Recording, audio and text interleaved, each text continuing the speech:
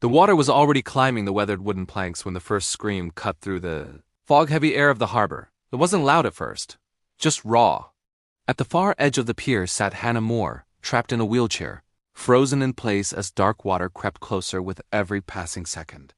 The morning tide had surged faster than expected, swallowing the lower beams beneath the dock and weakening the structure beneath her. Her hands trembled as she gripped the armrests. Her breath came in shallow bursts, fogging the air in front of her face. She tried to turn the wheels, but the wood beneath them had shifted, wedging the chair against a broken plank. She was stuck. What no one noticed at first was the small German Shepherd puppy standing beside her.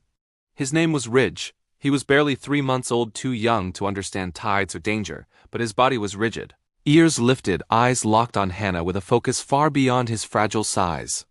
Water lapped at his paws, icy and relentless, yet he didn't retreat. People had gathered farther down the pier. Some shouted. Others froze, a few raised phones. No one seemed to know what to do except one man.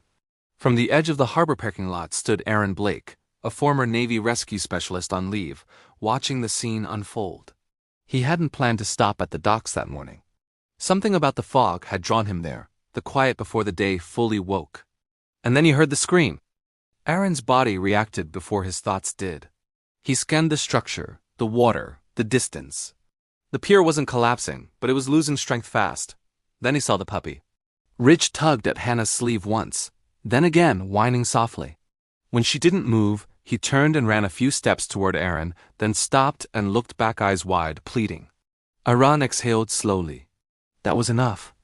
He grabbed a coiled rope from a nearby supply post and moved carefully onto the pier, keeping his weight low, testing each plank before committing. The fog muffled sound, the water sloshing beneath him louder now. Hannah, he called calmly. I'm here. Don't move. Her eyes met his, filled with fear and hope. Ridge barked once, sharp and urgent, then pressed his wet body against Hannah's leg as if anchoring her to the moment. Aaron secured the rope around a support beam and looped it behind the wheelchair. Slowly, steadily, he guided Hannah back inch by inch, Ridge staying close, refusing to let go of her pant leg, even as the water surged higher. With one final pull, the wheels cleared the broken planks. The pier groaned, then gave way behind them, but Hannah was already safe. She collapsed into tears as soon as solid ground touched her tires. Ridge shook water from his fur and immediately climbed into her lap, tail wagging furiously as if nothing extraordinary had happened. Aaron stepped back, soaked, breathing hard, eyes already scanning the water as if expecting another emergency. Hannah reached out. Thank you, she whispered. Both of you, Aaron smiled faintly. He's the real hero. Later, as emergency crews checked the pier, Hannah shared her story. Years earlier, an accident had taken her ability to walk and much of her confidence with it. Ridge had been her first step back into the world. A foster puppy meant to help her heal.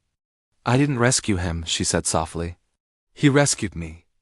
Aaron stayed only long enough to be sure she was safe. He knelt once, scratched Ridge behind the ears, then stood.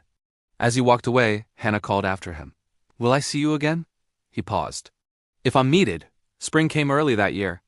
The harbor was repaired. The fog lifted. Hannah returned often, Ridge stronger, bigger, braver, at her side. And sometimes, from a distance, she thought she saw a familiar figure watching the water quiet, steady, ready. Because some heroes don't stay. And some never leave your side at all.